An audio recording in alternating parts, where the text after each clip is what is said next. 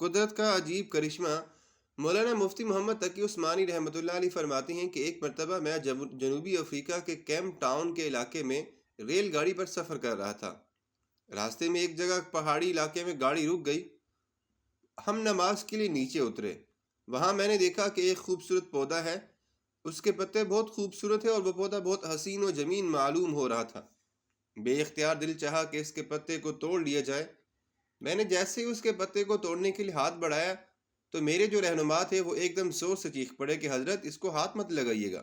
میں نے پوچھا کیوں؟ انہوں نے بتایا کہ یہ بہت زہریلی جھاڑی ہے۔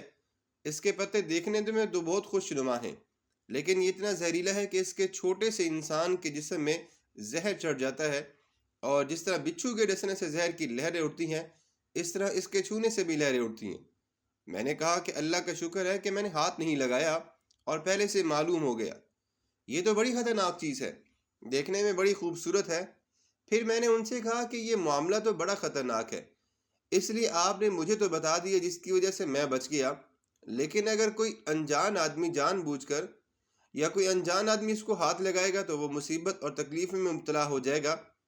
اس پر انہوں نے اس سے بھی زیادہ عجیب بات یہ بتائی، اور وہ یہ کہ اللہ تبارک و تعالیٰ کی قدرت کا عجیب کرشمہ ہے کہ جہاں کہیں یہ زہریلی جھاڑی ہوتی ہے اسی کی جاڑ میں آس پاس لازماً ایک پودا اور ہوتا ہے۔ لہٰذا اگر کسی شخص کا ہاتھ اس زہریلے پودے پر لگ جائے تو وہ فوراً اس دوسرے پودے کو بھی ہاتھ لگا دے، اسی وقت اس کا زہر بھی ختم ہو جائے گا۔ چنانچہ انہوں نے اس کی جڑ میں وہ دوسرا پودا بھی دکھایا، یہ اس کا علاج تھا۔ بس یہی مثال ہے ہمارے گناہوں کی اور استغفار و توبہ کی۔